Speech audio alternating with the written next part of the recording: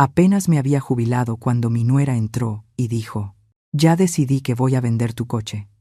Total, ya no lo necesitas para nada». Yo solo sonreí. A la mañana siguiente, mi coche ya no estaba, porque se lo había dado a alguien que de verdad lo merecía. Y así, sin más, ella se quedó sin palabras. Era una tarde de martes. Yo acababa de regresar de la escuela con mi última caja de pertenencias, fotografías de generaciones de alumnos, diplomas ya descoloridos, una taza que decía «Maestra del año 1998». 40 años, enseñando en una primaria pública de la colonia, mi querido escuela primaria Lincoln. Aunque aquí todos la llamábamos simplemente la escuelita de la esquina.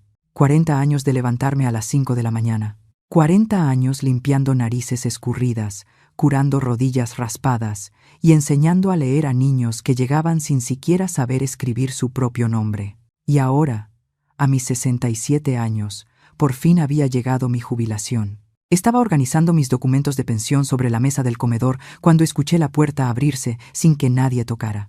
Ni un toque, ni un buenas tardes, nada. Solo el quejido de las bisagras y el tac-tac filoso de sus tacones contra el piso de loseta. Jessica entró a mi casa como quien entra a un territorio conquistado. Llevaba puesto ese vestido azul marino que siempre usa cuando quiere verse importante.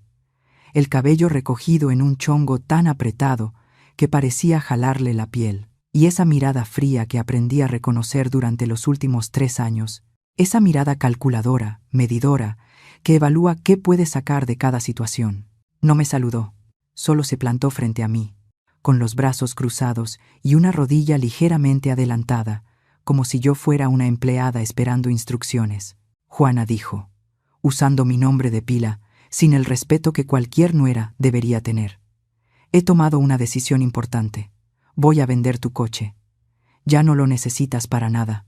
Una mujer jubilada de tu edad no tiene por qué andar manejando por la ciudad. Es peligroso. Además, continuó, Miguel y yo necesitamos ese dinero para el enganche de un departamento más grande. Así, tal cual. Sin preguntar, sin consultar, como quien decide qué hacer con un mueble viejo que estorba. Mi sedán plateado. Ese modelo 2010 que compré con tanto esfuerzo después de ahorrar durante 2 años, dando asesorías los sábados y vendiendo pies en la esquina los domingos. Ese coche me llevó a la escuela cada mañana, transportó a mi hijo cuando era niño, cargó despensas para familias necesitadas, fue testigo de mis lágrimas cuando enviudé y de mis risas cuando Miguel se graduó. Sentí un vacío en el estómago, un hueco que se abrió como una grieta en un temblor, pero ocurrió algo extraño. En lugar de llorar, en lugar de gritar, en lugar de suplicar, sonreí. Una sonrisa pequeña, tranquila, que debió inquietarla, porque vi cómo frunció ligeramente el entrecejo. ¿Me escuchaste?, preguntó con ese tono que usa cuando cree que alguien no está entendiendo sus órdenes. Te escuché perfectamente, Jessica. Respondí con una calma que me sorprendió incluso a mí. Bien. Mañana estaré aquí por las llaves a las 10 de la mañana. Ya tengo comprador. Te dará 4,500 pesos. Es un buen precio para un coche tan viejo. 4,500 pesos que yo estaba segura de que jamás llegarían a mis manos. Se dio la vuelta y salió igual que había entrado, sin despedirse, dejando únicamente el aroma de su perfume caro y el peso de sus palabras como piedras sobre mi pecho. Cerré la puerta. Me quedé allí, en medio de mi sala, rodeada de mis cajas de jubilación, sintiendo cómo las paredes de mi propia casa se me venían encima. Pero esa sonrisa no desapareció, porque Jessica acababa de cometer el mayor error de su vida. Acababa de despertar algo en mí, que había estado dormido por demasiado tiempo. Mi dignidad. Y lo que ella no sabía, lo que nadie en mi familia sabía, era que yo tenía un as bajo la manga. Un secreto que había guardado durante 25 años. Una carta que estaba a punto de jugar, pero ellos todavía no lo sabían. A la mañana siguiente, mi coche desaparecería de la cochera, pero no por las razones que Jessica imaginaba. Si quieres saber cómo esta maestra jubilada le dio la lección más dura a la persona que intentó quitarle todo, quédate hasta el final. Y si esta historia resuena contigo, suscríbete al canal para seguir compartiendo historias de la vida real que te harán sentir que no estás sola ni solo en tus batallas. Porque lo que vino después lo cambió todo. Y te juro que Jessica jamás vio venir lo que estaba a punto de pasar. Debía haber visto las señales cuando Jessica entró a nuestra familia como un huracán disfrazado de brisa. Pero una madre siempre quiere creer lo mejor de la persona que hace sonreír a su hijo, aunque esa sonrisa sea falsa. Era febrero del año 2022. Miguel tenía 42 años y yo ya había perdido la esperanza de verlo casado. No porque no fuera un buen hombre, sino porque era demasiado bueno, demasiado noble, demasiado ingenuo. El tipo de persona que cree todo lo que le dicen, que nunca sospecha de las intenciones de los demás, que piensa que el mundo es tan honesto como él. Lo crié sola desde que tenía 7 años, cuando su padre murió en un accidente de construcción. No recibimos ni un solo peso de compensación. Nada. Éramos solo él y yo, una maestra de primaria con un salario de 1.500 pesos al mes y un niño que acababa de perder a su papá. Fueron años duros, muy duros. Recuerdo las madrugadas preparando su lonche a las 5 de la mañana, planchando su uniforme mientras él dormía, inventando juegos para que no notara que no teníamos dinero para juguetes. Recuerdo vender pastelitos en la escuela, coser para las vecinas, dar tutorías hasta las 11 de la noche para pagarle la universidad. Miguel estudió contaduría, se graduó con honores y consiguió trabajo en un despacho mediano, en una colonia decente. No ganaba mucho, alrededor de 3,000 pesos al mes, pero era estable, responsable, un buen hombre, solo que muy solo, hasta que ella llegó. Jessica apareció un día de abril en su oficina, vendedora de seguros médicos, 28 años, casi 15 años menor que mi hijo, alta, delgada, con ese tipo de belleza fría e intimidante, cabello lacio hasta los hombros, uñas perfectamente arregladas, ropa que dejaba claro que sabía exactamente el efecto que causaba. Miguel me la presentó 3 semanas después. Aún recuerdo esa tarde. Preparé un guisado de res, puré de papa y ejotes, puse mi mantel bordado, el que solo usaba en ocasiones especiales. Quería causar una buena impresión. Quería que viera que mi hijo venía de una familia con valores, de un hogar cálido. Jessica llegó tarde, 40 minutos tarde. Ni siquiera se disculpó. Se sentó en mi mesa, miró el guisado como si fuera algo sospechoso y dijo: «Ay, yo casi no como. Estoy cuidando mi figura». Miguel rió nervioso. Yo me tragué el comentario como quien traga vidrio. Durante esa comida, Jessica hizo exactamente 3 cosas: revisar su teléfono cada 2 minutos, hablar de lo caro que era todo en la ciudad comparado con la gran ciudad de donde venía, y preguntar con una sonrisa que no tocaba sus ojos si alguna vez había pensado en vender mi casa. «Sabe, esta zona se está apreciando mucho», dijo, pasando su dedo por el borde de su vaso con agua. Una propiedad como esta, aunque es pequeña y, digamos, tradicional, podría valer unos 250,000 pesos, quizá más. ¿Lo ha considerado alguna vez, Juana? Juana. No, señora Salavar. No, mamá. Solo Juana. Como si fuéramos amigas de la misma edad. Miguel la miraba embelesado, como si cada palabra salida de su boca fuera sabiduría divina. Sonreí con educación y cambié de tema. Pero esa noche, después de que se fueron, me quedé sentada en mi cocina hasta las 2 de la mañana con un nudo en el estómago que no podía explicar. 6 meses después, se casaron. 6 meses. Ni siquiera un noviazgo adecuado. Miguel me llamó para darme la noticia como quien anuncia que compró un coche nuevo. Emocionado, apresurado, sin dejarme decir una sola palabra. «Mamá, Jessica es increíble. Me hace tan feliz. Nos vamos a casar en el registro civil el próximo sábado. Algo sencillo. Tú y 2 testigos de ella. Nada elegante. Nada elegante, porque no tenían dinero para una boda. O más bien, porque Miguel no tenía dinero. Porque después descubrí que Jessica tenía deudas. Muchas deudas. Tarjetas de crédito saturadas con ropa de diseñador, un préstamo personal de 3,500 pesos que jamás pagó, y un historial de trabajos que duraban, como mucho, 6 meses antes de que la despidieran o renunciara. Pero yo aún no sabía nada de eso.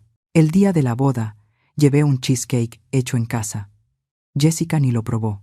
Dijo que tenía demasiadas calorías. Y desde ese día, mi hijo empezó a desaparecer. No físicamente, sino en esencia. Los domingos que siempre venía a cenar comenzaron a ser menos frecuentes. Primero cada 2 semanas, luego una vez al mes, luego casi nunca. Cuando le preguntaba, siempre tenía la misma excusa. Jessica tiene planes, mamá. Ya sabes cómo son las esposas. No, no lo sabía, porque yo fui esposa y nunca alejé a mi marido de su madre. Las llamadas, que antes eran diarias, se convirtieron en mensajitos cortos de WhatsApp.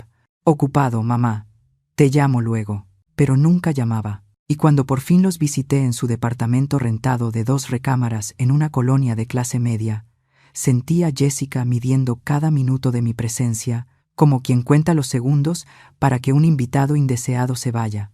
Pero eso no fue lo peor. Lo peor fue ver cómo Miguel repetía sus palabras como un loro entrenado. Mamá, ¿no crees que deberías pensar en mudarte a un lugar más pequeño? Mantener una casa es mucho trabajo para una mujer sola. Mamá, Jessica dice que deberías pensar en tu futuro. ¿Dónde vas a vivir cuando seas mayor? Mamá, ¿es cierto que tienes ahorros? Porque si sí, podrías ayudarnos con el enganche de un departamento mejor. Mi hijo, mi niño, el que crié con tanto sacrificio, ahora era el eco de una mujer que apenas lo conocía. Y yo me quedé callada, asenté, sonreí, porque tenía miedo. Miedo de que si decía algo, si lo confrontaba, si me quejaba, lo perdería para siempre. Así que me tragué cada comentario hiriente, cada insinuación, cada desprecio disfrazado de preocupación, hasta ese martes de mi jubilación, hasta que Jessica cruzó la línea que jamás debió cruzar. Y fue ahí cuando algo dentro de mí dijo basta. Pero antes de que todo explotara, las cosas se pusieron mucho peor, porque Jessica no solo quería mi coche, quería toda mi vida. No fue una puñalada por la espalda, fue un envenenamiento lento, diseñado para que nadie lo notara, excepto yo.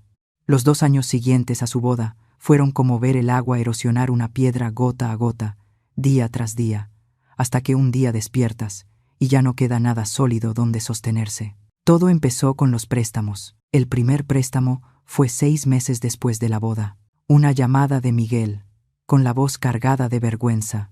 Mamá, ¿nos podrías prestar 500 pesos? Jessica tuvo unos gastos médicos inesperados.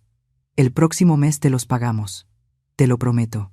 500 pesos. Casi una tercera parte de mi pago quincenal. Pero era mi hijo. Claro que se los di. Nunca me lo devolvieron. 3 meses después. Mamá, necesitamos 1,200 para arreglar el coche de Jessica. Se descompuso el motor. Es urgente o perderá su trabajo. 1,200 pesos que tomé de mis ahorros de emergencia. Tampoco me los devolvieron. Luego fueron 2,000 pesos, para una oportunidad de inversión increíble. Jessica había encontrado un negocio multinivel de productos de belleza que prometía retornos del 300%. Mamá, esto va a cambiar nuestras vidas. En 6 meses te pagamos el triple. Ese negocio quebró en 2 meses. Jessica nunca lo mencionó otra vez. Y yo jamás volví a ver esos 2,000 pesos. En total, durante esos 2 años, les presté 7,300 pesos. 7,300 pesos de una maestra jubilada que ganaba 1,600 pesos al mes de pensión. Pero el dinero no fue lo peor. Lo peor fue cómo Jessica empezó a meterse en mi vida como una enredadera venenosa. Todo empezó con visitas casuales, cuando yo no estaba en casa. Miguel siempre había tenido una copia de mis llaves para emergencias, pero ahora Jessica las usaba para entrar cuando yo estaba dando tutorías o haciendo compras. Llegaba y encontraba cosas movidas, cajones abiertos, papeles revueltos. ¡Ay, Juana! Solo pasamos a dejar esto. Y aproveché para buscar ese recibo que me pediste, decía Jessica por teléfono, con esa voz dulce que usaba cuando sabía que había hecho algo indebido. Pero yo nunca le había pedido ningún recibo. Ella estaba buscando, revisando, investigando. ¿Qué estaba buscando? Aún no lo sabía. Luego vinieron los comentarios sobre mi casa. Ay, mamá, ¿no crees que esta casa es demasiado grande para ti sola? Tiene 3 recámaras y solo usas una. Es un desperdicio. Esta zona es peligrosa para una mujer mayor que vive sola. ¿Has pensado en mudarte a un edificio con seguridad? Más seguro, más práctico. Un departamento de una recámara te costaría 1,200 pesos al mes de renta y podrías vender esta casa. Imagina todo ese dinero en el banco. Dinero que, casualmente, ella podría ayudarme a administrar. Miguel asentía ante todo como un títere. Los domingos familiares, que antes eran sagrados, se convirtieron en interrogatorios disfrazados de conversación. Entonces, ¿cuánto recibes de tu pensión, Juana? ¿Tienes seguro de vida? ¿En nombre de quién está? ¿Ya hiciste testamento? Porque deberías, ¿eh? A tu edad nunca se sabe. A mi edad, como si yo tuviera 90 años. Yo tenía 65. Estaba más sana que muchas mujeres de 40, pero para Jessica, yo ya era una vieja inútil esperando a morirse. Y Miguel no decía nada. Nunca decía nada. El peor momento llegó un domingo de noviembre. Estábamos comiendo chile, que yo había estado preparando desde las 6 de la mañana. Miguel repitió 2 veces. Jessica apenas tocó su plato, como siempre. Y entonces, a media comida, soltó la bomba. Juana, Miguel y yo hemos estado pensando. Creemos que sería lo mejor para ti, para tu bienestar, que consideraras la opción de mudarte a una residencia para personas mayores. Se me heló la sangre. ¿Una residencia?, pregunté, incapaz de creer lo que escuchaba. Sí, respondió, pero no cualquiera. Una buena, donde haya enfermeras, actividades, gente de tu edad, donde no estés sola todo el día. Es lo mejor para ti. ¿Lo mejor para mí? No, lo mejor para ella. Una casa vacía que pudiera vender o rentar. Mamá. No es mala idea, murmuró Miguel sin mirarme a los ojos. Tendrías más compañía. ¿Compañía? Yo, que había pasado 40 años rodeada de niños, colegas, padres. Yo, que tenía amigos, vecinos, vida. Querían encerrarme en un asilo como si ya estuviera senil. No voy a ninguna residencia, dije con una firmeza que me sorprendió incluso a mí. Esta es mi casa. La compré con mi propio trabajo y aquí me voy a quedar. Jessica apretó los labios. Miguel bajó la mirada. No volvieron a mencionar el tema ese día, pero yo sabía que no habían renunciado. En los días siguientes, Jessica empezó una nueva estrategia: humillarme en público. En una reunión familiar en casa de mi prima Helena, Jessica dijo delante de todos: «Ay, prima, cuida mucho a Juana. Ya sabes cómo son las personas mayores. Olvidan las cosas. El otro día dejó la estufa encendida y casi incendia la casa. Una mentira. Yo jamás había dejado la estufa encendida». Pero todos la miraron con preocupación y a mí con lástima. En otra ocasión, en el supermercado, me encontré a una excompañera de trabajo. Jessica, que me había acompañado ese día para cargar las bolsas, le dijo: «Señora Lucy, qué gusto verla. Oiga, ¿no conocerá un buen neurólogo? Juana ha estado muy olvidadiza últimamente. Miguel y yo estamos preocupados». Yo no estaba olvidadiza. Mi mente estaba más clara que nunca, pero Jessica estaba construyendo una narrativa, pintándome como una vieja senil que necesitaba tutores. Y lo peor, Miguel no me defendía, nunca me defendía. Un día lo enfrenté, cuando vino solo a traer un medicamento que yo le había pedido. «Miguel, ¿por qué permites que Jessica hable así de mí?». Se quedó callado, mirando al piso, como cuando era niño y hacía algo mal. «Ella no habla mal de ti, mamá. Solo está preocupada». «¿Preocupada? Está haciendo que parezca que estoy loca». «No exageres, mamá. Jessica te quiere mucho. Solo quiere lo mejor para ti, lo mejor para mí». Esa frase otra vez. En ese momento me di cuenta de algo terrible. Había perdido a mi hijo. No al Miguel físico, sino al Miguel que yo conocía.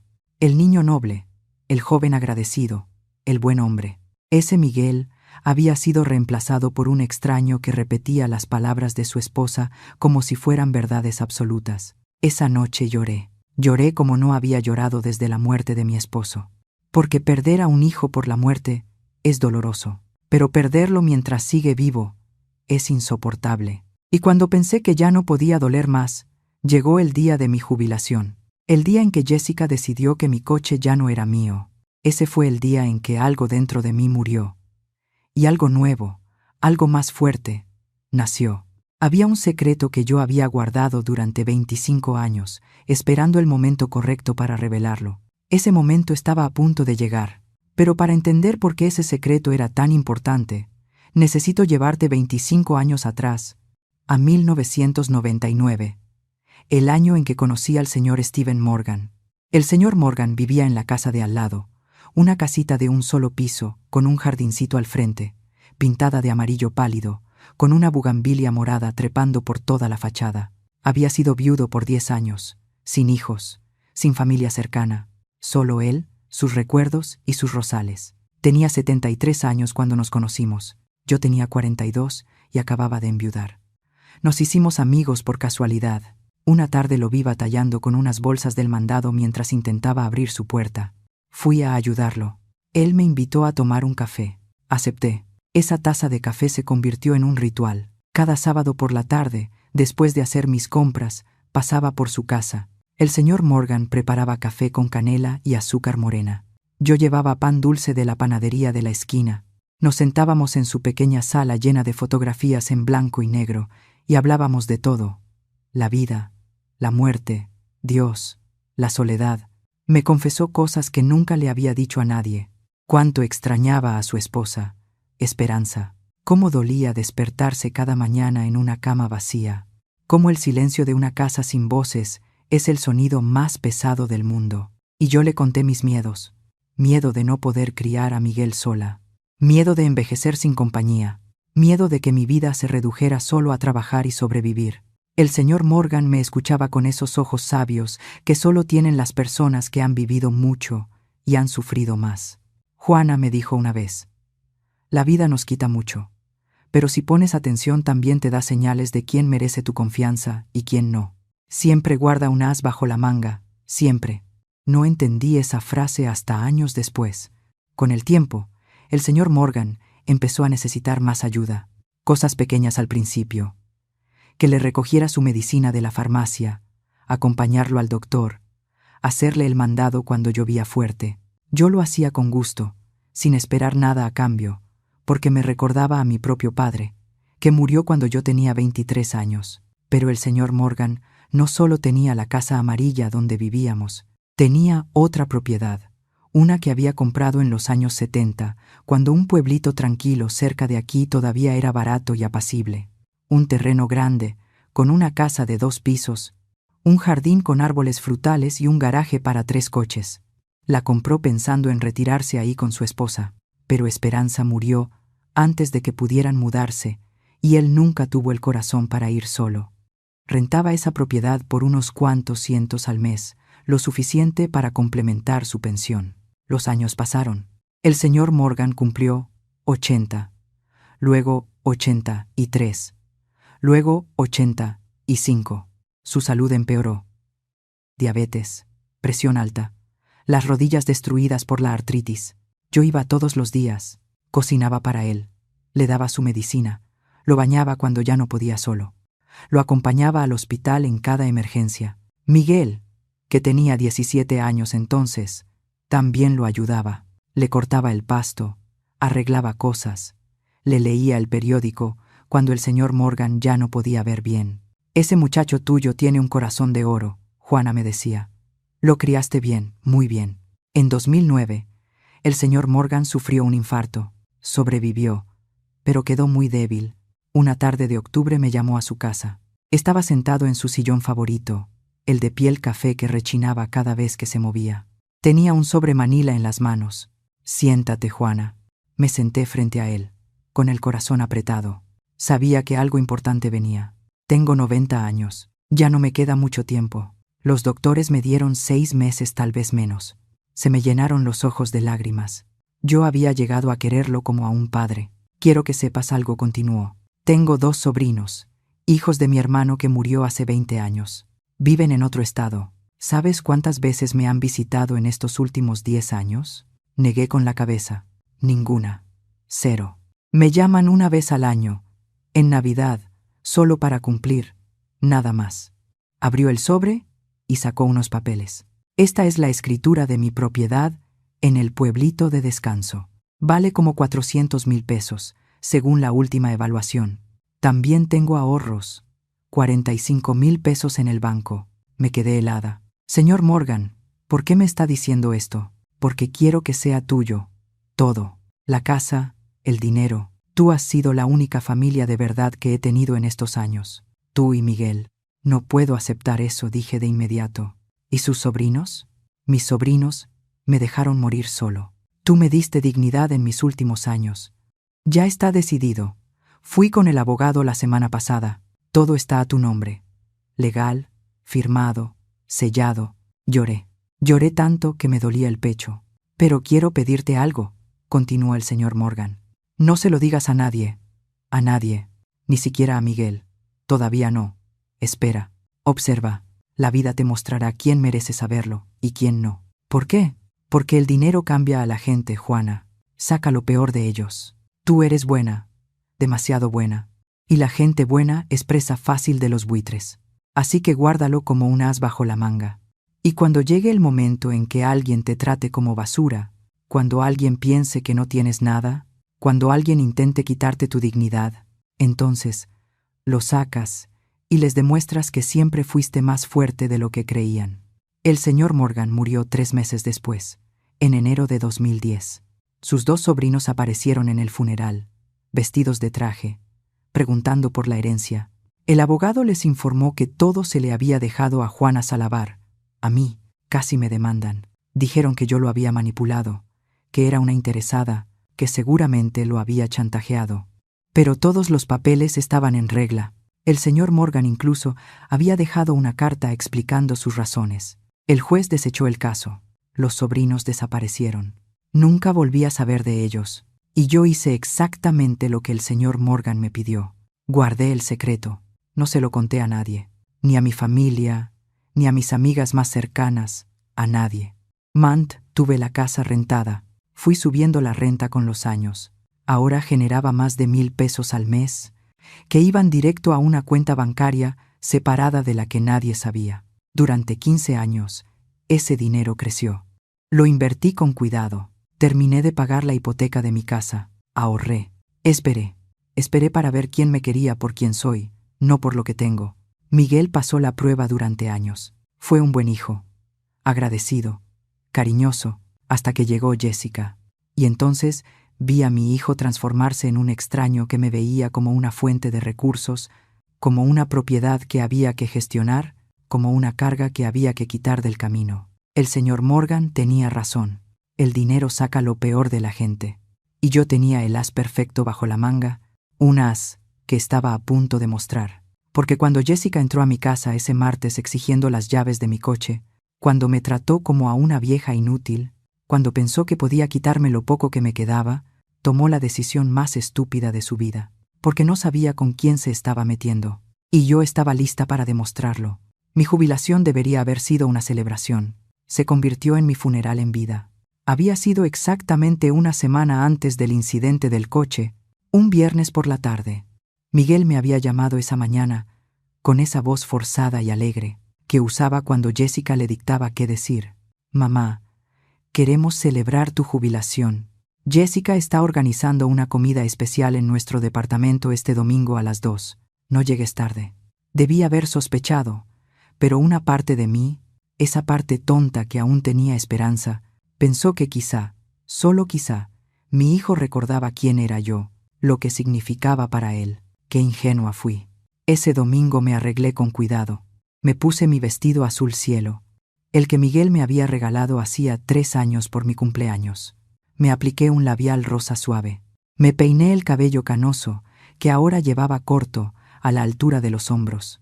Quería verme bien, digna. Llevé un pastel de zanahoria que había horneado desde las 6 de la mañana, el favorito de Miguel desde que era niño. Cuando llegué a su departamento, toqué la puerta con el corazón acelerado, la esperanza mezclada con el miedo. Miguel abrió. Me dio un abrazo rápido, mecánico. De esos abrazos que se dan por compromiso, no por amor. Pasa, mamá. El departamento olía a pollo rostizado de supermercado, no a comida hecha en casa. Jessica estaba sentada en la sala con la laptop abierta sobre la mesa de centro. Llevaba un pants gris y una blusa blanca. Ni siquiera se había molestado en arreglarse para la celebración. No se levantó a saludarme. Hola, Juana. Deja el pastel en la cocina. Ni un qué bonito pastel, ni un gracias por tomarte la molestia. Nada. Dejé el pastel en la cocina y regresé a la sala. Me senté en el sillón individual, el más alejado de los dos, que estaban juntos en el sofá principal como si fueran jueces, y yo la acusada. Bueno, mamá, empezó Miguel, carraspeando nervioso. Jessica y yo queremos hablar contigo de algo importante. Jessica giró la laptop hacia mí. En la pantalla había una hoja de Excel. Números, cálculos, porcentajes. Juana, te hicimos un plan de vida, para que tu jubilación sea más cómoda y segura. Un plan de vida hecho por ella, sin consultarme. ¿Qué clase de plan?, pregunté, sintiendo cómo se me apretaba el estómago. Jessica sonrió. Esa sonrisa de tiburón que usaba cuando creía tener todo bajo control. Mira, analizamos tu situación financiera. Tu pensión es de 1,600 pesos al mes, ¿verdad? Yo no le había dicho esa cantidad a nadie. ¿Cómo lo sabía? Entonces recordé mis papeles de jubilación, los que estaba revisando el martes pasado, cuando ella entró sin tocar. Los había visto. Probablemente les tomó fotos. Es correcto, respondí con una voz fría. Bien. Entonces, aquí está el plan, señaló la pantalla. Primero vamos a vender tu coche. Es un sedán 2010. Según las cotizaciones que conseguí, podemos obtener 4,500 pesos por él. No es mucho, pero ayuda. Espera, la interrumpí. Vamos a vender. ¿Quiénes somos, vamos? Pues tú. Obviamente, dijo Jessica con impaciencia, como si yo fuera tonta. Pero nosotros te vamos a ayudar con el trámite porque tú no entiendes de estas cosas. Respiré hondo. Todavía no dije nada. Segundo punto, continuó. Tu pensión, 1,600, es un buen ingreso para una persona sola, pero creemos que deberías contribuir a la familia. Miguel es tu único hijo. Él te cuidó bien. Tú lo criaste, pero ahora toca devolver. Devolver. Como si criar a un hijo fuera una transacción comercial. Proponemos que dones el 60% de tu pensión mensual para ayudarnos. Esos son 960 pesos. Te quedarías con 640, más que suficiente para tus gastos básicos. Si vives modestamente, 640 pesos para pagar luz, agua, gas, teléfono, comida, medicinas, emergencias. ¿Y exactamente en qué me ayudaría eso a mí?, pregunté. ¿En qué estarías ayudando a tu familia? Juana, respondió Jessica, con ese tono condescendiente que se usa con los niños pequeños. Miguel y yo necesitamos ahorrar para el enganche de un departamento más grande. Queremos tener hijos pronto. Tu futuro nieto va a necesitar espacio. Futuro nieto. Usando a un bebé que ni siquiera existía como chantaje emocional. Miguel miraba al piso. Cobarde. Un cobarde completo. Tercer punto. Jessica imprimió una hoja y me la tendió. Necesitamos que firmes un poder notarial. Es solo por seguridad. En caso de que te pase algo, Miguel podrá manejar tus asuntos legales y financieros sin complicaciones. Un poder notarial, acceso completo a mi casa, mis cuentas, mis documentos. ¿Y si no quiero firmar? Jessica soltó una risita falsa, incómoda. Ay, Juana, no seas terca. Esto es por tu propio bien. A tu edad las cosas pueden pasar muy rápido. Un accidente, una enfermedad. ¿Quieres que Miguel tenga que batallar con burócratas mientras tú estás en el hospital? Piensa con lógica. ¿Lógica? Ella hablaba de lógica mientras planeaba dejarme sin nada. ¿Y para cuándo necesitan mi respuesta? Ahora sería lo ideal. Tengo la cita con el abogado programada para el martes. Claro, ella ya tenía todo arreglado sin preguntarme, sin considerarme. Necesito pensarlo, dije, levantándome del sillón. Mamá, siéntate, dijo por fin Miguel, mirándome por primera vez. No hemos comido. No tengo hambre. Pero trajiste pastel. Déjalo para Jessica. A lo mejor ella lo aprecia.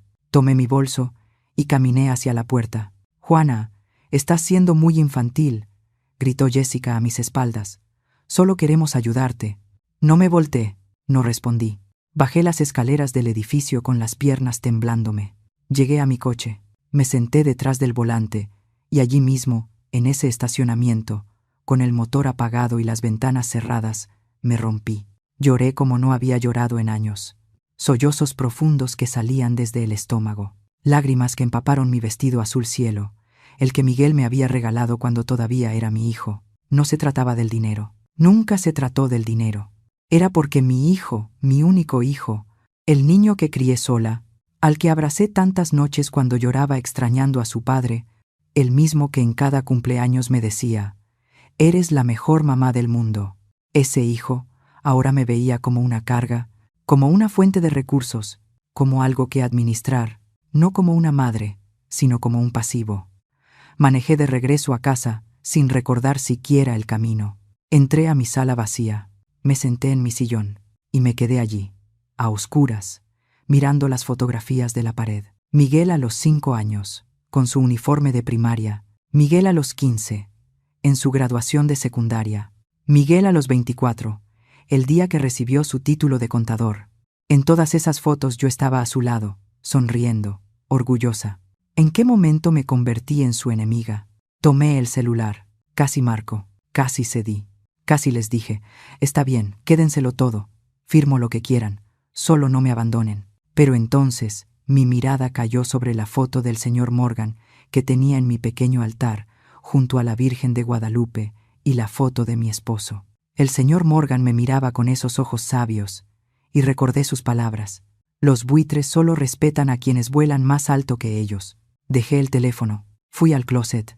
Del fondo, detrás de las cajas de zapatos viejos, saqué una caja metálica con candado. La abrí. Ahí estaban todos los documentos: la escritura de la casa en el pueblito de descanso, los estados de cuenta del banco, las inversiones, la prueba de que yo no era la viejita vulnerable que Jessica imaginaba. Saqué mi celular y marqué un número que había tenido guardado por años. «Señor Bermúdez, soy Juana Salavar. Necesito actualizar mi testamento. ¿Podría verme mañana?» «Por supuesto, señora Juana. A las 11. Perfecto». Colgué y sonreí por primera vez en semanas. Una sonrisa que no era de alegría, sino de determinación, porque Jessica acababa de despertar algo en mí que había estado dormido demasiado tiempo: mi dignidad, y estaba a punto de recordarle a todos que Juana Salavar no era una víctima, era una sobreviviente. Y las sobrevivientes no se rinden, pelean.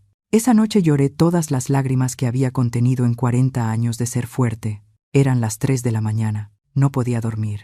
El insomnio se había vuelto mi compañero más fiel desde aquella desastrosa comida de domingo. Me levanté de la cama, me puse mi vieja bata de algodón y caminé descalza hacia la sala. La casa estaba completamente en silencio. Ese silencio pesado que solo conocen quienes viven solos. El silencio que amplifica cada pensamiento, cada miedo, cada dolor. Me senté en el sillón, abracé mis rodillas contra el pecho como una niña asustada, y miré las fotografías que llenaban el estante junto al televisor. Ahí estaba Miguel en todas partes. El bebé Miguel, envuelto en su mantita azul. Miguel de 3 años, con su triciclo rojo. Miguel de 7 años, el día que su padre murió, aferrado a mi falda con los ojos hinchados de tanto llorar. Tomé esa foto entre mis manos. La estudié como si pudiera encontrar respuestas en ese niño congelado en el tiempo. ¿Dónde estaba ese niño ahora? ¿En qué momento lo perdí? Recordé el día del accidente de su padre, Carlos, mi esposo durante 12 años, albañil, honesto hasta la médula, de esos hombres que comparten su torta con cualquier compañero que no llevó lonche. Cayó de un andamio en el 5º piso. Murió al instante. La constructora no nos dio nada. Dijeron que había sido negligencia suya, que no se había puesto bien el arnés. Mentiras. Pero éramos pobres, sin abogados, sin voz. Me quedé sola con Miguel, de 7 años, primero de primaria. Recuerdo esa primera noche sin Carlos. Miguel no podía dormir. Se metió en mi cama, llorando. «Mami, ¿por qué se fue mi papá? No se fue mi amor. Tuvo que irse al cielo. ¿Y por qué no nos llevó? Porque nosotros tenemos que quedarnos aquí, pero él nos cuida desde arriba». Esa noche le prometí algo, se lo susurré al oído mientras lo mecía en mis brazos. «Te prometo que nunca te va a faltar nada. Te prometo que tendrás estudios. Te prometo que tendrás una vida mejor que la que tuvimos tu papá y yo. Te lo prometo». Y cumplí mi promesa. Vaya que la cumplí. Me partí el lomo trabajando. Hacía turnos dobles cuando podía. Maestra en la mañana en la primaria pública, clases particulares por las tardes. Los sábados vendía país que empezaba a hornear desde las 4 de la mañana. Los domingos lavaba ropa para otras personas. Miguel nunca supo cuántas veces me fui a la cama sin cenar, para que él pudiera desayunar. Nunca supo cuántas veces empeñé mis aretes de oro, mi cadena, mi anillo de bodas, para pagar sus útiles escolares. Nunca supo que vendí la única televisión que teníamos, para pagar su examen de admisión a la universidad. Yo lo protegí de todo eso. Quería que su infancia fuera lo más normal posible, para que no cargara con la culpa de nuestra pobreza. Y lo logré. Miguel se graduó de contador con honores. Yo estaba en primera fila el día de su graduación, aplaudiendo hasta que me dolieron las manos, con los ojos inundados de orgullo. Después de la ceremonia, me abrazó fuerte, como cuando era niño. Mamá, todo lo que soy es por ti. Todo. Nunca lo voy a olvidar. Te lo prometo. ¿Dónde quedó esa promesa? ¿Dónde estaba ese hombre que me abrazó hace 20 años? Me limpié las lágrimas con el dorso de la mano, pero seguían saliendo como un río desbordado, porque el dolor no era solo por Miguel, era por todo. Por los años de sacrificio que ahora parecían no valer nada. Por las noches en vela cuidándolo cuando tenía fiebre. Por las veces que caminé bajo la lluvia porque no tenía ni para el camión. Por los cumpleaños que pasé sola porque estaba trabajando para que él tuviera los suyos. Por la vida que no viví porque la invertí en él. Y ahora él me veía como una carga. Tomé el celular. Eran las 3:15 de la mañana. Marqué el número de Jessica. Mi dedo temblaba sobre el botón de llamada. Casi lo hice. Casi la llamo para decirle: está bien, ganaste. Quédate con el coche, con el dinero, con lo que quieras. Solo no me quites a mi hijo. Solo déjame ser parte de su vida, porque eso era lo que más dolía. No perder el dinero, no perder el coche, perder a Miguel. Mi dedo estaba a milímetros de presionar el botón. Pero entonces mi mirada se desvió hacia el altar en la esquina de la sala. Ahí estaba la Virgen, que mi mamá me había regalado cuando me casé.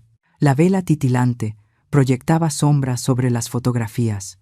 La foto de Carlos, mi esposo, con su sonrisa enorme y sus manos llenas de callos de tanto trabajar. La foto de mis padres, ya fallecidos. Mi madre con su mandil floreado, mi padre con su sombrero de paja. Y la foto del señor Morgan, con su suéter beige y sus lentes gruesos, mirándome con esa sabiduría que solo da la vida. El señor Morgan. Recordé una conversación que tuvimos poco antes de su muerte. Estábamos en su jardín. Él regaba sus rosas. Yo le ayudaba a sostener la manguera, porque sus manos ya no tenían fuerza. Juana, ¿sabes cuál es la diferencia entre la bondad y la necedad? No, señor Morgan. La bondad es dar cuando tienes para dar. La necedad es seguir dando cuando te están robando. La bondad es ayudar a alguien que lo necesita. La necedad es dejarte usar por alguien que solo quiere aprovecharse. ¿Y cómo sabes cuál es cuál? Cuando alguien a quien dices querer te trata peor que un desconocido, ahí tienes tu respuesta. Me levanté del sillón, guardé el teléfono, caminé hacia el altar y encendí una vela nueva. Señor Morgan, susurré en la quietud, usted me dijo que guardara mi as bajo la manga. Me dijo que esperara el momento correcto. Creo que ese momento ha llegado. El silencio de la casa pareció responderme, no con palabras, sino con certeza. Regresé a mi cuarto. Del closet saqué la caja metálica. La abrí sobre la cama. Documentos. La prueba de mi verdadero patrimonio. La escritura de la casa, ahora valuada en 400,000 pesos. Los estados de cuenta del banco, 45,000 pesos ahorrados en 15 años. Los registros de las rentas, más de 1,000 pesos al mes durante los últimos 10 años. Tomé una calculadora y empecé a sumar todo lo que Jessica y Miguel no sabían que existía. El total me dejó sin aliento. Más de 445,000 pesos. Yo, la maestra jubilada inútil. La vieja que necesitaba ayuda para manejar sus asuntos. La mujer a la que querían obligar a firmar un poder notarial para controlarla. Yo tenía casi $500,000 de pesos, y ellos no tenían idea. Una parte de mí, la parte débil, todavía se sentía culpable. Todavía pensaba, pero es mi hijo. Debería compartir esto con él. Pero entonces recordé sus ojos el domingo. Esos ojos que me miraron no como a una madre, sino como a una mercancía. Recordé cómo no me defendió cuando Jessica me humilló. Recordé los 7,300 pesos que le presté y que nunca me devolvió. Recordé cada comentario venenoso de Jessica que él permitió. Y algo dentro de mí se endureció, como cemento secándose bajo el sol. Miguel había hecho su elección. Eligió a Jessica. Eligió la avaricia. Eligió tratarme como una carga. Ahora yo haría la mía. Saqué mi libreta de direcciones. Busqué un nombre. Lucy Cárdenas. Lucy, mi exalumna. Una de las mejores estudiantes que tuve en 40 años de enseñanza. Brillante. Trabajadora. Soñadora. La vida la golpeó duro. A los 23 años tuvo un hijo, Sebastián, con parálisis cerebral. El padre desapareció en cuanto se enteró del diagnóstico. Ahora Lucy tenía 28. Trabajaba limpiando casas, 5 casas al día, desde las 6 de la mañana hasta las 9 de la noche, ganando 50 pesos por casa, 250 al día, cuando lograba hacer las 5 casas. Todo para pagar las terapias de Sebastián. Fisioterapia, 3 veces por semana, 100 pesos por sesión. No tenía coche. Llevaba a Sebastián en camión, 3 camiones, hora y media de camino de ida y otra de regreso, con un niño de 5 años en silla de ruedas. La veía de vez en cuando, le llevaba despensa. Le daba algo de dinero cuando podía, pero nunca lo suficiente. Miré el reloj. Eran las 4 de la mañana. Esperaría hasta las 7 para llamarla. Me volví a acostar. Esta vez logré dormir 2 horas. Cuando desperté, era un nuevo día. Y yo era una nueva Juana, una que ya no iba a pedir permiso para defender su dignidad. Mientras ellos planeaban despojarme, yo ya había movido todas las piezas del tablero. A las 7 en punto marqué el número de Lucy. El teléfono sonó 4 veces antes de que contestara. ¿Bueno? Su voz sonaba cansada. Seguro ya llevaba una hora despierta, arreglando a Sebastián para el día. Lucy, soy la maestra Juana. Maestra. Su voz se iluminó de inmediato. ¿Cómo está? ¿Todo bien? Todo está bien, mi niña. Escucha, necesito hablar contigo de algo importante. ¿Puedes venir a mi casa hoy, como a las 9? Hubo una pausa. Escuché el ruido de platos al fondo. Pues, maestra, tengo 4 casas programadas hoy. No puedo faltar porque me pagan el día completo, 250 pesos. Solo necesito 2 horas de tu tiempo. Otra pausa, más larga. ¿Está bien, maestra? ¿Pasó algo malo? Me reí. Una risa genuina por primera vez en días. Al contrario, Lucy, si acaso, algo muy bueno te va a pasar. Confía en mí. Está bien. Estaré ahí a las 9. Colgué y empecé a alistarme. Me bañé. Me puse un pantalón negro y una blusa color vino. Recogí mi cabello. Me puse mis aretes de plata, los que solo usaba en ocasiones especiales. Hoy era una ocasión especial. Preparé café. Puse pan dulce en la mesa. Puse la mesa como si fuera a recibir a alguien importante, porque Lucy era importante, más importante de lo que Jessica podría ser jamás. A las 9 menos 5 sonó el timbre. Abrí la puerta. Ahí estaba Lucy. 28 años, pero parecía de 35. El trabajo duro envejece. Llevaba unos jeans gastados, tenis viejos, una blusa de manga larga, con una mancha de cloro en el hombro, el cabello recogido en una cola de caballo apretada, sin maquillaje, ojeras profundas debajo de los ojos, pero sus ojos brillaban, siempre brillaban. Maestra me abrazó fuerte. Olía a jabón barato y cansancio. Pasa, mi niña. Siéntate. La conduje a la sala. Le serví café y un pan. Comió como quien no ha desayunado. Seguramente no lo había hecho. ¿Y Sebastián? Pregunté. Con mi mamá. Ella lo cuida mientras trabajo. Se limpió las migas de los labios. Maestra, ¿para qué me necesita? Me senté frente a ella. Tomé sus manos entre las mías. Eran ásperas, partidas. Las manos de una mujer que no deja de trabajar. Lucy, ¿te acuerdas de lo que me escribiste en tu tarjeta de graduación de sexto? Se sonrojó.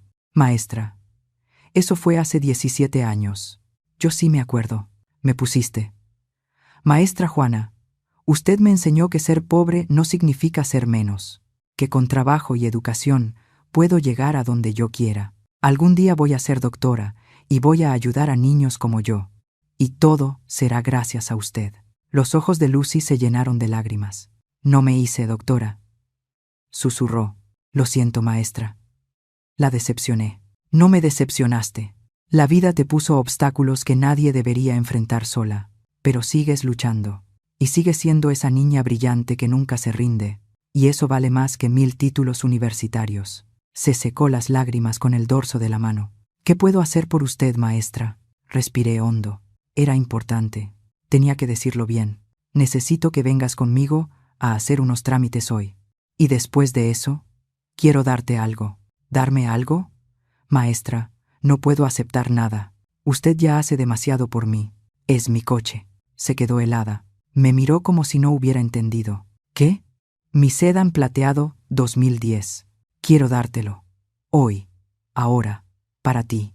Lucy negó con la cabeza, las lágrimas ahora corriendo libremente. No, maestra, no puedo. Es su coche. Usted lo necesita.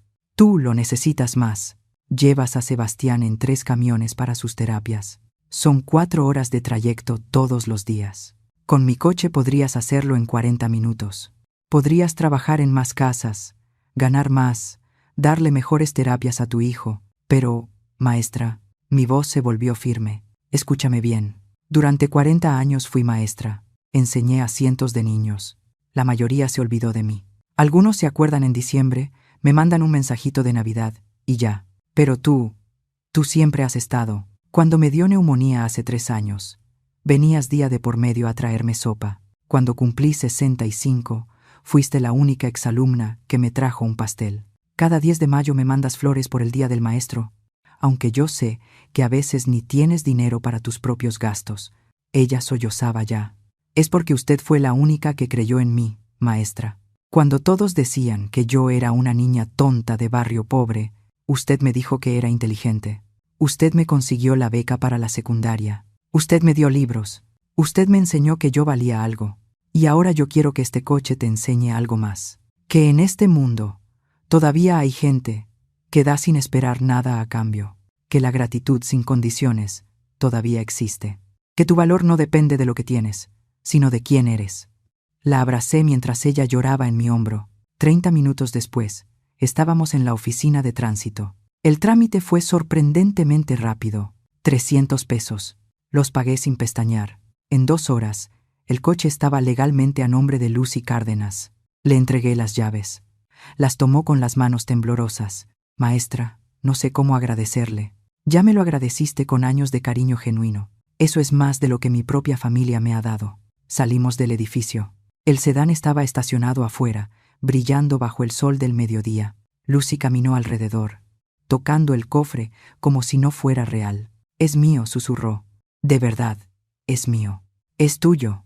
Se subió, ajustó el asiento, el retrovisor, puso las manos en el volante y cerró los ojos. «Lo voy a cuidar como oro, maestra, se lo juro.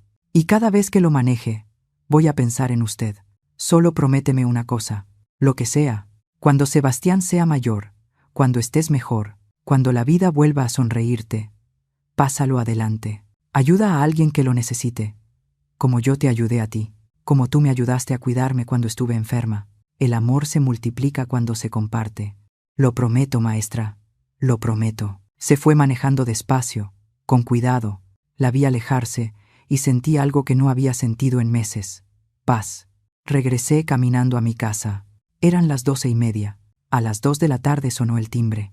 Yo ya sabía quién era. Abrí la puerta. Ahí estaba Jessica, vestida con pantalones negros y una blusa blanca, el cabello suelto, maquillaje perfecto. Y detrás de ella, un hombre de unos 50 años, panzón, con una playera que decía: «Compro autos». «Hola, Juana». Vine por las llaves del coche, su voz era de triunfo anticipado. «Él es el señor Jack. Te va a dar 4.500 pesos en efectivo, sin cheques ni transferencias. Efectivo. 4.500 pesos que seguramente irían directo a su bolsa». Me quedé en el marco de la puerta, tranquila, serena. «Jessica, ¿puedes venir conmigo a la cochera?». Frunció el ceño, confundida por mi tono calmado. «¿Para qué?». «Solo dame las llaves. Ven conmigo». Caminé hacia la cochera lateral de la casa. Ella y el señor Jack me siguieron. Llegamos al espacio donde siempre estaba mi sedán. Vacío, completamente vacío. El silencio duró 3 segundos. Luego, Jessica explotó. «¿Dónde está el coche?». La miré a los ojos, sin miedo, sin temblar. Lo regalé. Su cara pasó por 5 emociones en 2 segundos. Confusión, incredulidad, furia, pánico, odio. ¿Qué? Lo regalé a alguien que de verdad lo necesitaba. Alguien que en realidad merece mi generosidad. Estás loca. Ese coche valía 4.500 pesos. Era mi coche. Yo decidí qué hacer con él. El señor Jack carraspeó, incómodo. Mire, señora, si no hay coche, yo me voy. Espere. Jessica le agarró el brazo. Ella va a recuperar ese coche. ¿Verdad, Juana? No. Te voy a demandar. Ese coche era propiedad de la familia. Sonreí. Esa sonrisa que ahora era mi arma. Nunca fue propiedad de la familia, Jessica. Era mi propiedad privada. Y con lo que es mío, hago lo que se me antoja, sin tu permiso, sin el permiso de nadie. Sacó su teléfono y marcó frenéticamente. Miguel, tu madre regaló el coche. Sí, lo regaló. Ven aquí ahora mismo. Colgó y me miró con un odio que ya ni intentaba ocultar. Esto no se va a quedar así, vieja inútil. Y fue en ese momento cuando supe que la máscara se había caído para siempre. El verdadero monstruo acababa de salir a la luz. Ahí lo vi. El monstruo real, sin disfraces, sin sonrisas, solo avaricia y odio. El señor Jack se fue balbuceando disculpas. Jessica y yo nos quedamos en la cochera vacía, mirándonos la una a la otra, como dos gladiadoras en la arena. Voy a entrar a mi casa, dije con calma. Tú puedes irte o quedarte en la calle, pero no vas a entrar. Claro que voy a entrar. Voy a esperar a que Miguel llegue. En la calle. Cerré la puerta en su cara. La escuché gritar del otro lado. Palabras que nunca pensé que alguien me diría. Insultos que una nuera nunca debería decirle a su suegra. Pero ya no me importaba. Me senté en mi sala. Serví un vaso de agua. Mis manos no temblaban.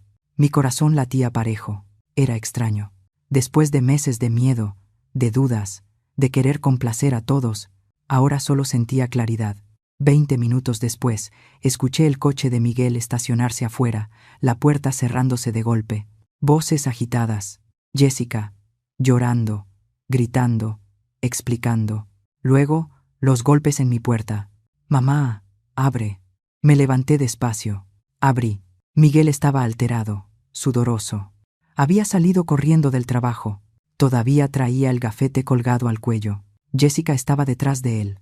Los ojos rojos, el maquillaje corrido, el cabello despeinado. Ya no parecía la mujer perfectamente arreglada. Parecía lo que era, una mujer desesperada que acababa de perder 4.500 pesos. Mamá, ¿qué hiciste? La voz de Miguel temblaba entre la confusión y la rabia. Regalé mi coche. ¿A quién? A Lucy Cárdenas. ¿Te acuerdas de ella? Mi exalumna, la que tiene un hijo con parálisis cerebral. Ese coche valía dinero, gritó Jessica desde atrás. Era mi dinero, respondí sin perder la compostura. No tenías derecho. Jessica intentó meterse, pero Miguel la detuvo con el brazo. Mamá. Miguel respiró hondo, tratando de calmarse. Necesitábamos ese coche. Jessica y yo teníamos planes. Ustedes dos tienen muchos planes con mis cosas, Miguel, pero nunca me preguntan, porque eres nuestra familia. La familia se supone que se ayuda. Ayudar es distinto a despojar. Nadie te está despojando. Jessica logró hacerse a un lado y entrar a mi casa. Eres una vieja desagradecida. Miguel te ha mantenido toda tu vida, y así le pagas. Solté una risa seca, sin humor. ¿Miguel me ha mantenido? ¿Eso es lo que le dijiste, Jessica? Es la verdad. Me volví hacia mi hijo. Lo miré directo a los ojos. Miguel Salavar, mírame a los ojos y dime, ¿alguna vez tú me has mantenido? Él bajó la mirada. Eso me dio la respuesta. Te refrescaré la memoria. Mi voz subió por primera vez. Yo te mantuve desde que tenías 7 años. Trabajé turnos dobles. Vendí pais. Lavé ropa ajena. Me fui a la cama sin cenar para que tú pudieras comer. Vendí mi televisión para pagar tu examen de admisión a la universidad. Pagué toda tu carrera. Y cuando te graduaste, cuando empezaste a trabajar, lo único que te pedí fue que vinieras a verme los domingos. Nada más. Ni un solo peso. Solo tu tiempo. Miguel tragó saliva. Mamá, yo... Y luego llegó ella, señalé a Jessica. Y los domingos se volvieron cada 15 días. Luego una vez al mes. Luego casi nunca. Y cuando sí venías, era para pedirme dinero. 500, 1.200, 2.000. 7,300 pesos en 2 años. Miguel, ¿cuánto de eso me has devuelto? Silencio. 0. Nada.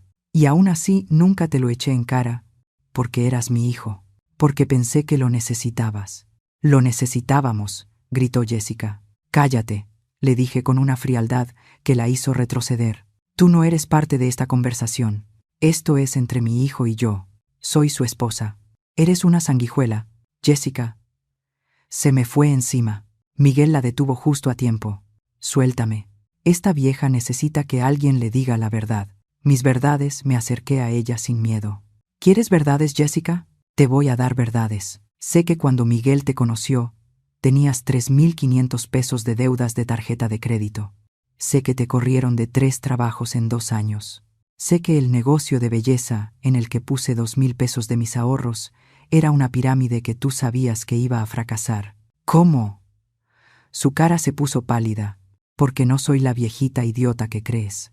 Porque contraté a un investigador privado hace 6 meses, cuando empezaste a insinuar lo del poder notarial, porque mi instinto me dijo que algo apestaba. Y tenía razón. Tomé una carpeta del librero, la abrí frente a ellos. Fotografías, documentos, estados de cuenta. Estas son tus deudas actuales, Jessica. Más de 12,000 pesos. ¿En qué has estado gastando el sueldo de Miguel? Mientras tú te vas a salones de belleza y restaurantes caros con tus amigas. Miguel tomó la carpeta.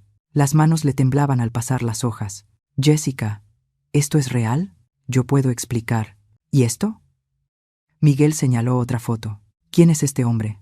Era una foto de Jessica en una cafetería con un hombre de unos 35 años, tomada de la mano. Es mi primo. Tu primo vive en otro estado, Jessica. Tú misma lo dijiste. Este hombre se llama David Sierra. Es gerente de banco, casado, con 2 hijos. Y tu amante, desde hace 8 meses. El silencio fue absoluto. Miguel dejó caer la carpeta. La miró como si nunca la hubiera visto antes. ¿Me estás engañando? No. Esa foto está sacada de contexto. Tu mamá miente. El investigador tiene 23 fotos más y videos en hoteles, en su coche, en departamentos que renta por horas. Jessica me miró con un odio tan puro que casi podía tocarlo. ¿Por qué?, susurró Miguel, con la voz rota. ¿Por qué te casaste conmigo si no me querías? Jessica no contestó. Contesté yo. Porque pensó que eras un tonto con una madre rica. Pensó que yo tenía propiedades, ahorros, herencias. Pensó que si se casaba contigo, podría manipularte para quitarme todo. Por eso, las visitas constantes. Por eso revisaba mis cajones. Por eso el poder notarial. Por eso quería vender mis cosas, meterme en un asilo, hacerme desaparecer. Mentiras, Jessica estaba histérica. Todos son mentiras de esta vieja resentida. ¿Resentida? Mi voz se volvió a cero. Estaría resentida si me hubiera quedado callada, si hubiera firmado tu poder, si te hubiera permitido encerrarme en un asilo mientras te quedabas con mi casa. Pero no estoy resentida, Jessica. Soy inteligente. Algo que tú nunca fuiste. Se me lanzó de nuevo. Esta vez, Miguel no pudo detenerla a tiempo. Me empujó. Caí sobre el sofá. Vete al demonio, vieja amargada. Todo esto es tu culpa.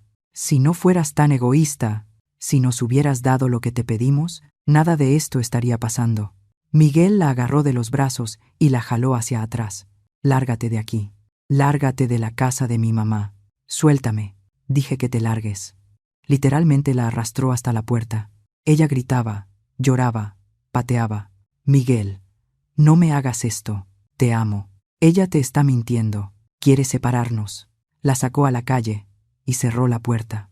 Jessica golpeaba desde afuera, gritando groserías, amenazando, llorando. Miguel se recargó en la puerta, respirando con dificultad, los ojos llenos de lágrimas. Y entonces se quebró. Se dejó caer al piso, con la espalda contra la puerta, la cabeza entre las manos. Y lloró como no lloraba desde que era niño. Perdón, mamá, sollozaba. Perdóname. ¿Qué hice? ¿Qué hice? Me senté en el suelo junto a él. Puse mi mano en su espalda. Y por primera vez en meses sentí que mi hijo había regresado. Pero el dolor apenas empezaba a sanar.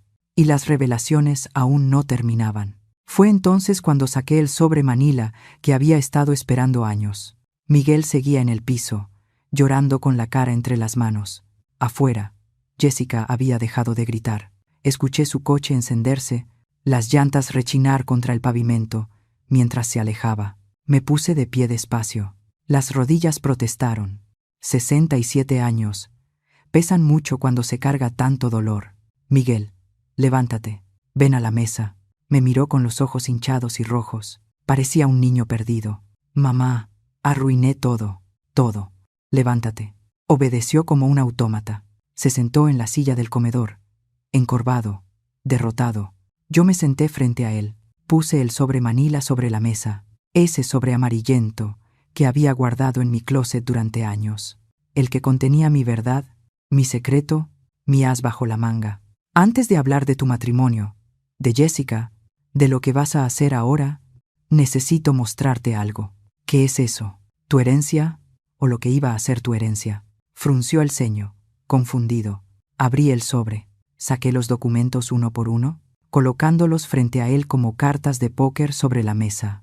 Primero, la escritura de la propiedad en el pueblito de descanso.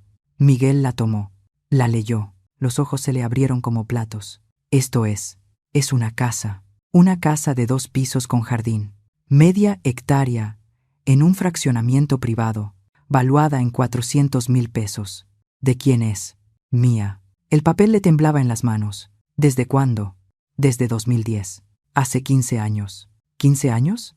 ¿Y nunca me dijiste? No. ¿Por qué? Respiré hondo. Esta era la parte difícil, porque el señor Morgan, mi vecino, el hombre al que tú ayudabas cuando eras adolescente, me la dejó antes de morir, junto con sus ahorros, y me pidió que no se lo dijera a nadie, que esperara, que observara, y que viera quién me quería por quien soy, no por lo que tengo. Saqué el segundo documento, los estados de cuenta del banco, 45,000 pesos en ahorros, más lo que genera la renta de la propiedad, más de 1,000 pesos al mes durante los últimos 10 años. Dinero que invertí, que ahorré, que multipliqué. Miguel miraba los papeles como si estuvieran escritos en otro idioma. Mamá, ¿tú tienes 445,000 pesos en total? Sí. Se llevó las manos a la cabeza. Cerró los ojos. No puede ser. No puede ser. Saqué el tercer documento, el que más me dolía mostrar. Este es mi testamento, el que hice hace un año, poco después de que te casaras con Jessica. Lo deslicé hacia él. Lo leyó en silencio. Sus labios se movían, formando las palabras sin sonido. Terminó de leer. Me miró con lágrimas frescas en los ojos. Me ibas a dejar. Todo. El 100%. La casa del pueblo. Los ahorros. Esta casa. Todo para ti. Mi único hijo. Mamá. Pero algo empezó a cambiar. Tú empezaste a cambiar. Las visitas se hicieron menos frecuentes. Los préstamos más constantes. Jessica más agresiva. Y yo empecé a dudar. ¿Dudar de qué? De si de verdad me querías, o si solo estabas esperando a que me muriera para heredar. No, mamá. No, yo nunca. Déjame terminar. Levanté la mano. Así que tomé una decisión hace 3 meses. Volví con el abogado. Saqué el cuarto documento, el Nuevo Testamento, fechado apenas 2 meses atrás. Este es mi testamento actualizado, firmado el 15 de agosto de 2025. Se lo entregué. Vi cómo su rostro pasaba del estupor al horror absoluto. ¿Solo el 30%? Solo 30% para mí. El 70% restante está dividido entre 3 de mis exalumnas. Lucy Cárdenas, a quien le di el coche esta mañana, Marcela Olivera, que me cuida cuando me enfermo, y Rosario Teles, que me visita todos los domingos a jugar dominó y platicar. Pero mamá, yo soy tu hijo, y ellas son las que me tratan como ser humano, las que llaman para preguntar cómo estoy sin querer nada a cambio, las que me abrazan con cariño genuino, no por interés. Te quiero, mamá, te quiero. Quiéreme ahora que estoy viva, Miguel, no cuando esté muerta. Se quebró otra vez. Lloró con sollozos profundos, de esos que salen de las entrañas. Perdóname. Por favor, perdóname. Fui un idiota, un completo idiota. Dejé que Jessica me envenenara. Dejé que me manipulara. Te fallé. Fallé a la única persona que siempre estuvo ahí por mí. Me levanté. Rodeé la mesa. Me arrodillé a su lado, ignorando el dolor en mis rodillas. Tomé su cara entre mis manos, como cuando era niño y necesitaba que lo mirara a los ojos. Miguel, mírame. Abrió los ojos, esos ojos idénticos a los de su padre. Te perdono. ¿De verdad? De verdad. Porque eres mi hijo. Porque te amo. Porque sé que el Miguel que yo crié sigue ahí adentro, enterrado bajo las mentiras de Jessica. ¿Pero qué? Perdonar no significa olvidar. Perdonar no significa que todo vuelve a ser como antes. Perdonar significa que no voy a cargar con el rencor, pero la confianza, esa hay que reconstruirla. Y toma tiempo. El tiempo que necesites, mamá. El que necesites. Y ese testamento no va a cambiar. No por ahora. Necesito ver acciones, no palabras. Necesito ver que de verdad aprendiste la lección. Él asintió, secándose las lágrimas con el dorso de la mano. ¿Y Jessica? Jessica es tu problema, no el mío. Tú decides qué hacer con tu matrimonio. Pero te voy a decir algo. Una mujer que te engaña, que te usa, que manipula a tu madre. Esa mujer no te ama, nunca te amó. Lo sé, ahora lo sé. Se quedó allí, mirando los documentos desperdigados sobre la mesa. Toda mi vida financiera expuesta, todos mis secretos revelados.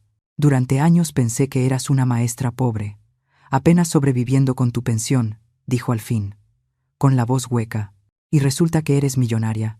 No soy millonaria, Miguel.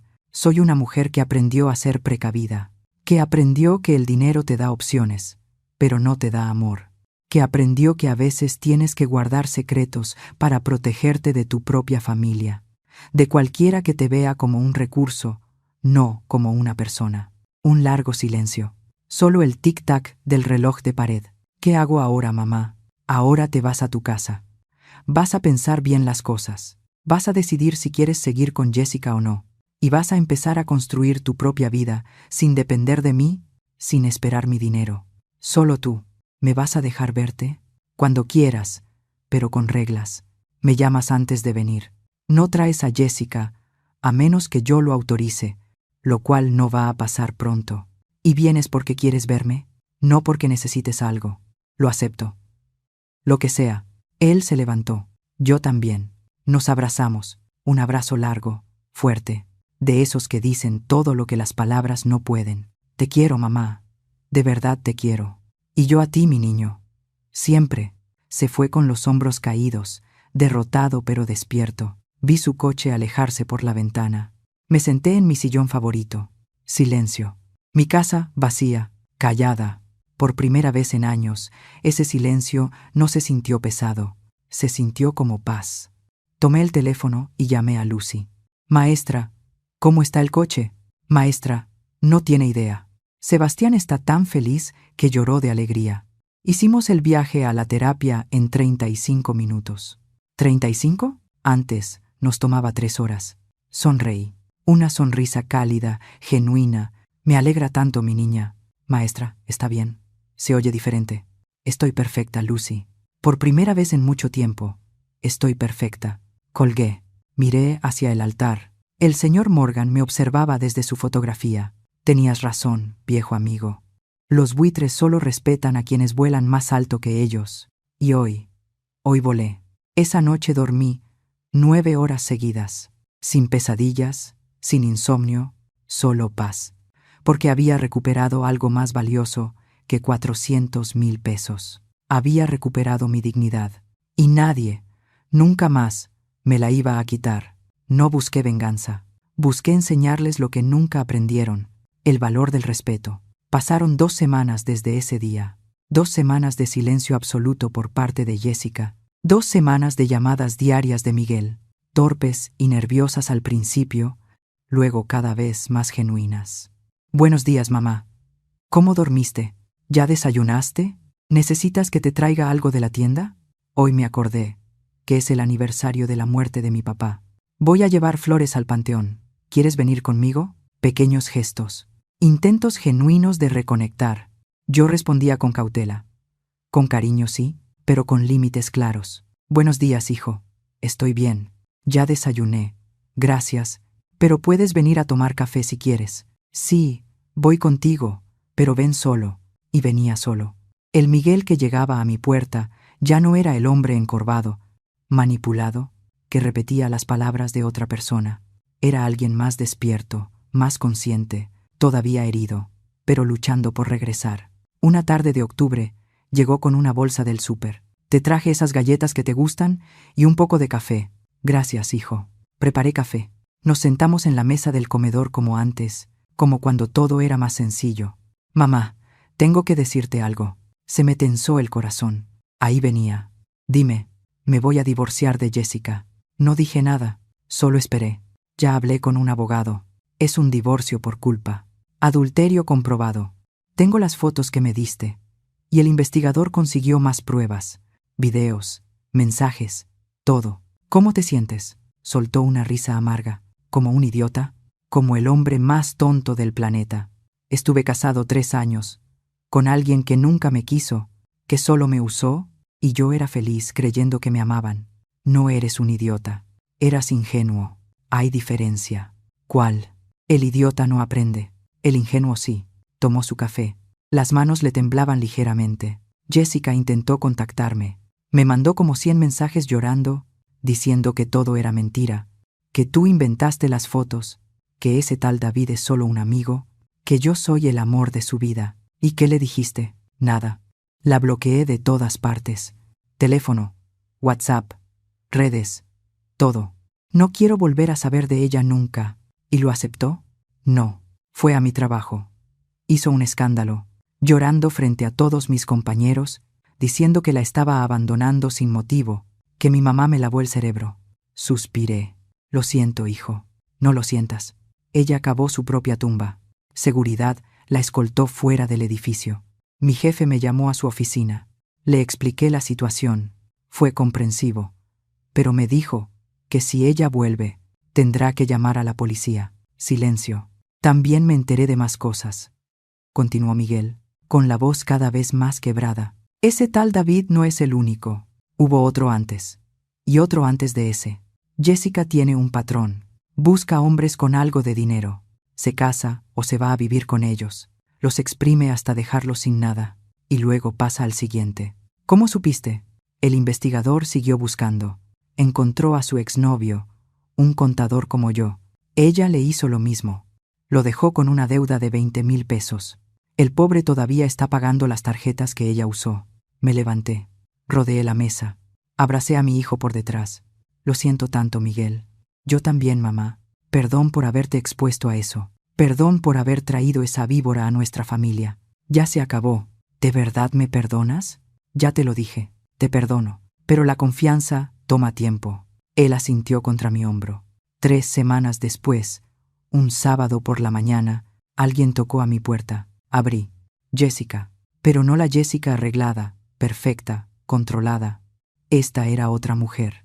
El cabello sin lavar en un chongo desordenado, sin maquillaje, ojeras profundas, jeans sucios, sudadera vieja. Juana, ¿qué quieres? Hablar, por favor. Solo 5 minutos. Todo en mí decía que cerrara la puerta, pero algo, tal vez la curiosidad, tal vez la necesidad de cerrar el círculo, me hizo dar un paso atrás. 5 minutos en la puerta. No vas a entrar. Se quedó en el umbral, mirando al piso. Vine a disculparme. No te creo. Es la verdad. Sé que la regué. Sé que arruiné todo. Sé que nunca debí tratarte como te traté. ¿Eso es todo lo que viniste a decir? Vine a pedirte que hables con Miguel, que le digas que me dé otra oportunidad, que he cambiado, que yo... Y ahí estaba. La verdadera razón. No voy a hacer eso. Juana, por favor. Él te escucha. Si tú le dices que me perdone, lo hará. Exacto. Él me escucha. Por eso no voy a pedirle que haga algo que lo destruya otra vez. Lo amo. No. Tú amas lo que él representa. Estabilidad. Un tonto fácil de manipular. Acceso a mí, a mi dinero. Eso no es verdad. Entonces, ¿por qué le fuiste infiel? ¿Por qué lo usaste? ¿Por qué cada conversación que tenías conmigo era para sacar algo de mí? Silencio. No tenía respuesta. Jessica, voy a decirte algo y quiero que escuches con atención. Mi voz era firme. Mi hijo merece a alguien que lo ame de verdad, que lo valore, que no lo vea como medio para obtener dinero. Tú nunca fuiste esa persona, y nunca lo serás. Eres una vieja amargada que no soporta ver a su hijo feliz. Y ahí estaba otra vez, el verdadero monstruo. sin máscaras. Mi hijo no era feliz contigo. Era tu prisionero. Él me eligió a mí, no a ti. Y ahora te ha dejado de elegir. Vívelo. Cerré la puerta. Ella gritaba desde afuera. Palabras venenosas, amenazas vacías. Esto no se va a quedar así. Te vas a arrepentir. Eres una... Ya no escuché. Subí el volumen del radio. 10 minutos después, se fue. Nunca volvió. El divorcio se finalizó 3 meses después, en diciembre de 2025. Miguel no le dio ni un centavo. No podía pelear. El adulterio estaba comprobado. Lo último que supe de ella fue que se mudó a otro estado, con otro hombre, otro contador, otro ingenuo. Hay gente que nunca aprende. Pero ya no era mi problema. Mi problema era reconstruir mi relación con mi hijo.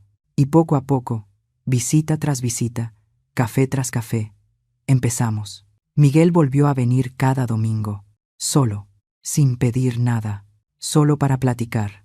Me hablaba de su trabajo, de sus planes, de cómo estaba aprendiendo a vivir solo. Es raro, mamá. Nunca he vivido realmente solo. De tu casa me fui directo a vivir con Jessica. Ahora tengo que aprender a cocinar, a lavar mi ropa, a llenar mi propia soledad. Eso es bueno. Necesitas conocerte a ti mismo. ¿Crees que algún día pueda volver a confiar en alguien? Sí, pero primero aprende a confiar en ti, en tus instintos, en tu valor. Una tarde de enero de 2026, llegó con algo en la mano. Un sobre blanco. ¿Qué es eso? Ábrelo. Adentro había un cheque por 7,300 pesos. Miguel, esto es todo lo que te presté. Lo que me prestaste. Con intereses. Me tardé 4 meses en juntarlo. Dejé de comer fuera. Vendí cosas que no necesitaba. Hice trabajos extra. Pero aquí está. Pago completo. Mis ojos se llenaron de lágrimas. No tenías que hacerlo. Sí. Sí tenía. Porque cuando uno pide prestado, paga. Así me enseñaste tú. Y se me había olvidado. Lo abracé fuerte. Estoy orgullosa de ti. No lo merezco todavía, pero lo voy a merecer. Te lo prometo. Y cumplió su promesa. En los meses siguientes, Miguel se transformó. Lento, pero firme. Empezó terapia. Aprendió sobre relaciones tóxicas, sobre codependencia, sobre límites. Empezó a convertirse en el hombre que siempre supe que podía ser. Y yo empecé a aflojar límites, a confiar de nuevo. El testamento siguió igual. 30% para él, 70% para mis exalumnas. Pero ya no era un castigo. Era un recordatorio. Un recordatorio de que el amor se demuestra con acciones, no con palabras. Que la familia no es solo sangre. Es quien te acompaña en lo bueno y en lo malo. Una tarde de abril, tomando café en mi jardín, Miguel me preguntó, ¿algún día vas a cambiar el testamento? No sé. ¿Te molesta? No. Bueno, un poco. Soy humano, pero entiendo por qué lo hiciste. Y entiendo que Lucy, Marcela y Rosario se lo merecen tanto como yo, quizá más. Miguel, lo importante no es lo que tengas cuando yo muera. Lo importante es que me tengas mientras estoy viva. Él sonrió. Una sonrisa limpia, genuina. Tienes razón. No siempre. Pero en esto, sí. Los domingos volvieron a ser sagrados. Miguel venía. A veces traía comida. A veces cocinábamos juntos. Siempre hablábamos. De todo. De nada. De la vida. Como antes. Como siempre debió ser. Si esta historia te enseña algo, que sea esto. Nunca permitas que nadie te robe tu valor por miedo a estar solo. 8 meses han pasado desde aquel martes en que Jessica entró a mi casa exigiendo las llaves de mi coche. 8 meses que parecen una vida entera. Estoy sentada en mi jardín. Es un sábado de junio, 4 de la tarde. El sol calienta suave. Tengo una taza de café entre mis manos y una mantita ligera sobre las piernas. No hace frío. Solo me gusta sentirme arropada. Miro el espacio vacío donde antes estuvo mi sedán plateado y sonrío. Porque ese día no perdí un coche. Ese día recuperé mi dignidad. La vida después de la tormenta es distinta, más tranquila, más clara. Como cuando limpias una ventana sucia y de pronto puedes ver todo el paisaje. Miguel viene todos los domingos sin falta. A veces entre semana también. Ya no carga la sombra de otra persona. Ya no repite palabras ajenas. Es él otra vez. O quizá él por primera vez. Se divorció de Jessica en febrero. El proceso Fue más rápido de lo esperado. Ella no peleó mucho. Supongo que entendió que no tenía caso. O quizá ya tenía a su siguiente víctima. Mi hijo ahora vive solo en un pequeño departamento de una recámara. Cocina, lava su ropa, paga sus cuentas. Está aprendiendo a ser un hombre completo, no la mitad de alguien. Mamá me dijo, hace 2 semanas mientras lavábamos los platos juntos: creo que nunca fui realmente adulto hasta ahora. Siempre dependí de alguien. De ti, luego de Jessica. Nunca aprendí a estar solo. ¿Y cómo se siente? Aterrador, pero también liberador. Lo abracé con las manos llenas de jabón. El testamento sigue igual. 30% para Miguel, 70% para Lucy, Marcela y Rosario. ¿Y sabes algo? Esa decisión ya no me duele. Porque esas 3 mujeres me han dado más amor en estos 8 meses que muchas personas en toda su vida. Lucy viene cada 2 semanas. Trae a Sebastián, que ahora camina un poquito mejor. Gracias a las terapias constantes, que puede pagar porque ya no pierde 4 horas diarias en transporte público. Tiene 6 años. Me llama abuelita Juana cada vez que lo hace. Mi corazón se desborda. El coche sigue perfecto. Lucy lo cuida como un tesoro. Lo lava cada semana. Le hace los servicios puntuales. Dice que ese coche le cambió la vida. Y yo sé que es verdad. Marcela, otra exalumna, es enfermera. Viene a medirme la presión cada semana.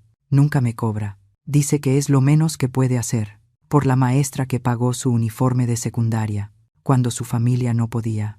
Rosario es la más joven, 25 años. Ella estudia Derecho en la universidad pública. Trabaja medio tiempo y estudia medio tiempo. Viene todos los domingos por la tarde, después de que Miguel se va, y jugamos dominó hasta las 8 de la noche. Hablamos de todo, de sus sueños, de sus miedos, de sus novios desastrosos, sobre los que le doy consejos. Que nunca sigue. Me hace reír como nadie. Estas 3 mujeres son mi familia, no porque compartan mi sangre, sino porque compartieron mi vida, cuando nadie más quiso hacerlo. La casa del pueblo, la casa de escape, sigue rentada. Ese dinero ahora lo uso de otra forma. Becas para exalumnos sin recursos. Despensas para familias que pasan necesidad. Medicinas para vecinos ancianos sin pensión. Señor Morgan, me dejó ese dinero para protegerme. Ahora yo lo uso para proteger a otros. Creo que estaría orgulloso. A veces veo su fotografía en mi altar y le hablo como si estuviera escuchándome. Tenías razón, viejo amigo. En todo. El dinero saca lo peor de la gente, pero también puede sacar lo mejor, cuando lo usas bien. Tú me enseñaste a volar más alto que los buitres. Y lo hice. Mi pensión es suficiente para mí. Vivo sola, sin lujos, pero sin carencias, como siempre he vivido. La diferencia es que ahora nadie me dice qué hacer con mi dinero, cómo vivir mi vida, o me trata como una carga. Y eso no tiene precio. A veces me pregunto, ¿qué habría pasado si ese día hubiera cedido? Si le hubiera dado las llaves del coche a Jessica, si hubiera firmado el poder notarial, si hubiera aceptado donar el 60% de mi pensión. Hoy estaría viviendo con 600 pesos al mes, en algún asilo barato, sin coche, sin autonomía, sin dignidad. Miguel seguiría casado con Jessica, siendo su títere, infeliz, sin saberlo. Y yo estaría muriendo estando viva. Pero no cedí. Ese día sonreí, y esa sonrisa lo cambió todo, porque no era una sonrisa de derrota, era una sonrisa de estrategia, de poder, de alguien que tiene un as bajo la manga y está lista para usarlo. Ahora, sentada en mi jardín, tomando mi café y sintiendo el sol tibio en mi rostro, me doy cuenta de algo. Tengo 67 años. Estadísticamente, tal vez me queden 15 o 20 años buenos de vida, quizá menos, quizá más. Nadie sabe, pero esto sí lo sé. Voy a vivir esos años rodeada de quienes me valoran, no de quienes calculan mi valor. Voy a vivir libre, independiente, dueña de mis decisiones. Voy a morir con dignidad, no como víctima, sino como sobreviviente. Y si esta historia que te he contado sirve de algo, si puedes llevarte una sola enseñanza, que sea esta: nunca, jamás, permitas que alguien te haga sentir menos de lo que vales. No importa si es tu hijo, tu nuera, tu esposo, tu familia, quien sea. Si alguien te trata como estorbo, como carga, como recurso, aléjate, porque quedarse por miedo a la soledad es morir en vida.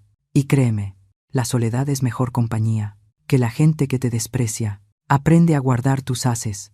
No tienes por qué mostrar todo lo que tienes, todo lo que sabes, todo lo que vales. Espera, observa. Y cuando llegue el momento correcto, cuando alguien crea que puede despojarte, ahí es donde muestras tu verdadero poder. Miguel ha cambiado. De verdad, ha cambiado. Lo veo en sus ojos, en sus acciones, en la forma en que me habla ahora. ¿Cambiaré el testamento algún día? Tal vez sí, tal vez no. Lo importante es que ahora él entiende que mi amor no se mide en dinero, que mi valor como madre no depende de lo que le deje, que no soy un banco, soy su madre. Y las madres merecen respeto, siempre. Termino mi café. El sol comienza a ponerse. Pronto será hora de preparar la cena. Mañana es domingo. Miguel vendrá a las 2, como siempre. Traerá pollo rostizado y tortillas. Yo haré arroz y frijoles. Comeremos juntos, platicaremos, nos reiremos, como una familia de verdad. Y por la tarde llegará Rosario, con su caja de dominó y sus historias de la universidad. Mi casa se llenará de voces, de risas, de vida, no de codicia, no de manipulación, no de dolor, sino de amor genuino. Y eso es lo único que de verdad importa al final. Me levanto de mi silla, tomo la taza vacía, miro por última vez el espacio donde antes estaba mi coche. Gracias, viejo amigo, susurro al viento. Fuiste más que un coche, fuiste mi instrumento de justicia, mi forma de recuperar lo que me habían arrebatado, mi dignidad. Entro a mi casa, cierro la puerta y siento paz, una paz profunda, completa, la clase de paz que solo conocen quienes lucharon por ella y la ganaron. Tengo 67 años. Me llamo Juana Salavar.